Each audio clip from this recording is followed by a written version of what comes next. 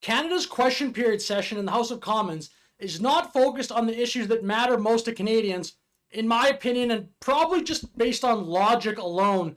I've been watching this more lately, and I'm incredibly disappointed that Canada has like a huge crisis on its hands in terms of housing crisis and economic growth being stagnant. It hardly ever comes up. Just as a reminder, Canada is still in a housing crisis. The word crisis implies let's fix it. It's just a crisis now that's been going on for at least 5 years. And it's just like people have accepted that it's the way it is. Look, average home prices in Canada are still $649,000. That's across the entire country. People cannot afford that on an average salary, not even close. Not only is it still a massive problem, look, it's actually spreading out. BC, Ontario have seen incredibly modest decreases, but look, it's spreading out to every other province. Quebec, +4. Alberta, +11%. Newfoundland and Labrador, +10. New Brunswick, +7. So it's spreading out more to the Atlantic provinces, coming out west, hitting Quebec as well. It's very difficult to get away from this problem anywhere in Canada, especially somewhere where you can expect to work. I mean, there's little pockets, but good luck finding a job just in somewhere completely rural. And then on top of that, the prices have gone, they're basically flat and they're going up in many provinces. We now have higher mortgage rates just because interest rates have gone up. So for a lot of time, like even as home prices were going way up in the last 10, 15 years, you had at least low interest rates. Now you have more of a kind of an average interest rate to deal with. So the problem is incredible. The other problem in Canada, I'll touch on this in a second, and the other problem in Canada, now the housing crisis gets talked about in the House of Commons, the question period, at least a little bit. Like this session is from today. They did touch on it a bit, not nearly enough for sure. But the other thing, this almost never gets brought up, Canada's growth problem. It's like people in the House, no one wants to even discuss this or even bring it up. Just put the eyes over like, oh, we don't need growth. We just need government programs or whatever. Canada has a growth problem.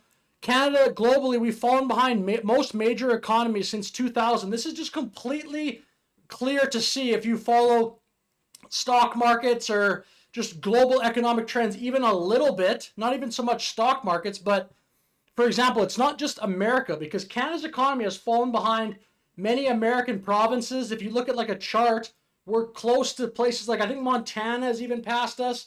We're more close to places like Mississippi as a country, Alabama, places like that. Like shout out to those U.S. states. But Canada's, I think, on track of more like Alabama. The most American states are way ahead of Canada in terms of GDP per capita.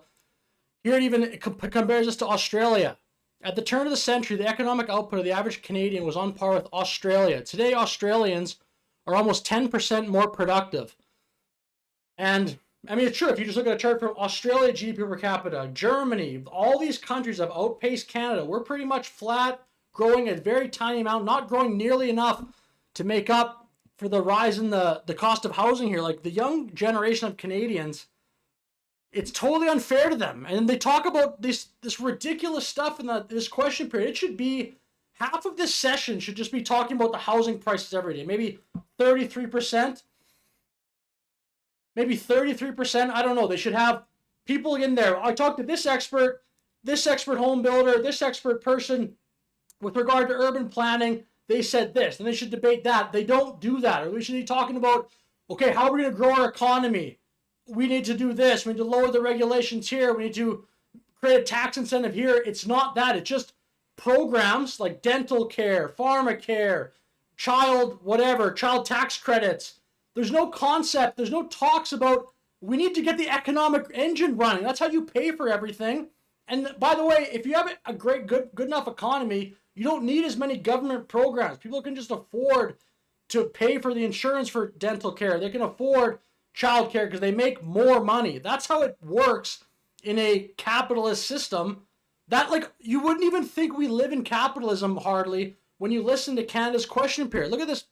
I'll just like randomly pop through the video. It's just so detached from the experience and the needs of the average Canadian. Canadians deserve leadership that stands firmly against these dangerous influences. While Conservatives abandon Ukraine, on this side of the House... So yeah, Ukraine, like... are involved in serious criminal activity on Canadian soil. So here you're basically talking about foreign interference. I mean, like, where are the talks about how do we grow the economy in Canada? Crimes represent a grave threat to our national security. Do you know what is a grave threat? People can't afford to live. It's happening right now. It's a crisis. It happens every day in Canada, constantly. Fix that. When I watch this question period in Canada, it's like you're living in alternate universe. Like, these issues are things that you'd bring up at a dinner party if you live in Ottawa and you're rich. Marie Delforge. Then they pay in the price on pollution. Of course, it is no surprise when you hear what their closest friends and allies have to say. Danielle Smith believes planes are spraying chemtrails. Jess Crosby says climate change is bogus. And John Rustad says fighting climate change is a plot to reduce the human population. And this is like personally offensive to me when they get up here and there's so much talk about climate change. You would think climate change is the biggest issue in everybody's life all the time. I bet you if you had a graph, like a chart, that charted how much the issue of climate change gets debated in the House of Commons versus how much the issue of economic growth in Canada, it's probably 100 to 1. I never hear talks about what we can do to stimulate our economy.